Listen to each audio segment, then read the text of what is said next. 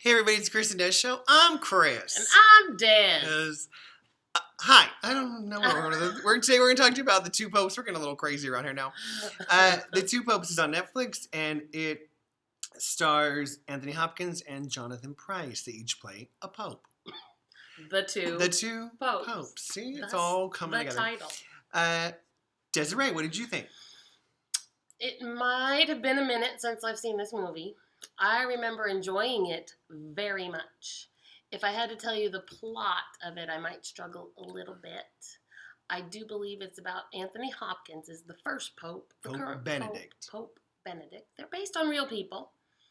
And he is ready to step down and transition, and he's trying to talk. Pope Francis. Pryce? What's his first name? Pryce. Jonathan Pryce. Into taking over the mantle and all this. Well, he kind of has to step down in a weird way because he just barely became Pope Benedict did. And then he kind of has to step down. And so for the first time ever, we have two popes at the same time. Right. One is like really the Pope. Pope Francis is currently the Pope now. Yeah. Jonathan Pryce's character. And Pope Benedict is also the Pope, but he is kind of like an acting different Pope. Yeah. I forget the title. They has a title for it. I can't remember though. And so, hence, we have two popes. What do you think? But the movie is about the conversations between these two men and their different take on everything, popedom, and everything. And it just is so well done and so well stated. The differences and kind of the new angle of Catholicism. Well, and yeah, in that it has this realistic aspect to it now that he's trying to bring in. It's like, we don't need all of that crazy. Let's just help the people. Let's just love the people, and let's just help the people. And come on, right?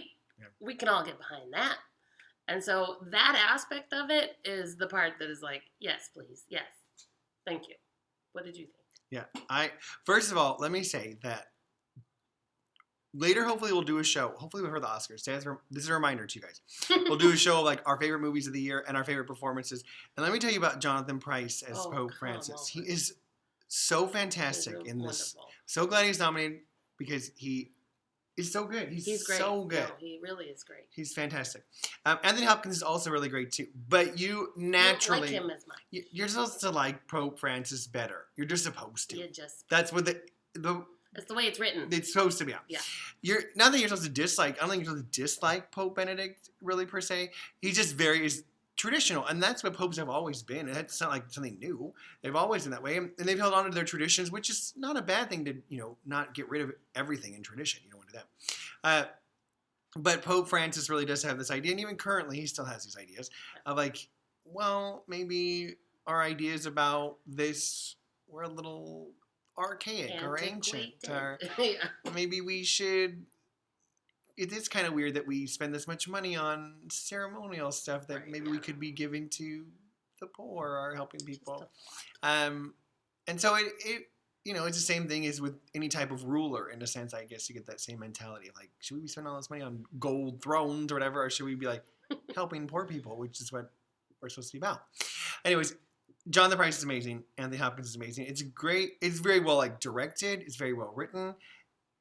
I really just enjoyed the whole movie. And it was a movie that I didn't think I was going to enjoy as much as I did. Oh, yeah. I went into it being like, the two popes, okay, let's see what this is about. I don't have any idea. And so I'm like, this was so good. That was so good. I really, really enjoyed it. And it was one of the few films that I've watched on Netflix. And I was like, you know what? That was a movie. It's not super long. And so it's like easy to just watch. It's not like The Irishman where you got to set aside 3.5 hours to watch it. Right. It is just like an hour and 40 minutes, something you can just watch and be like, oh. Very enjoyable. Good, yeah.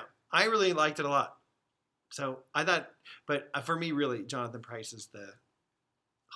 That's great. He's so good. And it's filmed in the Vatican and all these places. It's just beautiful. And like the really gorgeous. Pope's second home, I forget what it's called now. I can't remember now. It's in Italy. Everything's beautiful in Italy. That's right. Go to Italy. I We're- recommend that. You can do it. You for sure should go to Italy. But yeah, it's just and it's a cool idea. What an interesting idea for a movie too.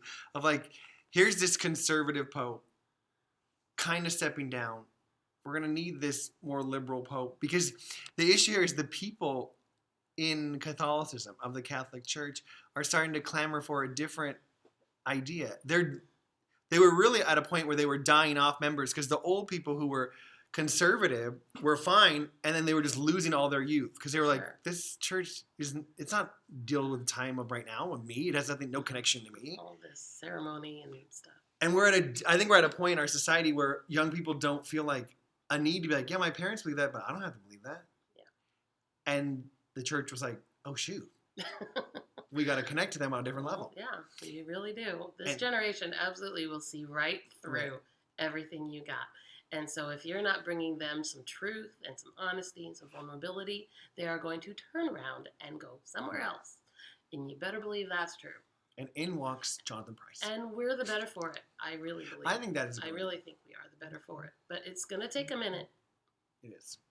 And so this movie's about that transition.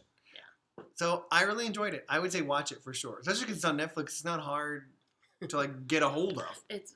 It's veritably Yeah. free in your living room. And it's rated PG-13. I think more because there's like some Why? Is there violence? violence on like outside of what's happening there's in the some, world. Like, there's some protests. And But it's stuff, really It's not. tame. Yeah, no, it's not. It's not nothing bad about it. There's Oh, before he's a pope and he's with that girl, but there's something even in that. No. No, It's fine. it's fine. Ah! Oh, the lights are off. Okay. Okay, so we liked it. Let us know what you think. Bye. Bye.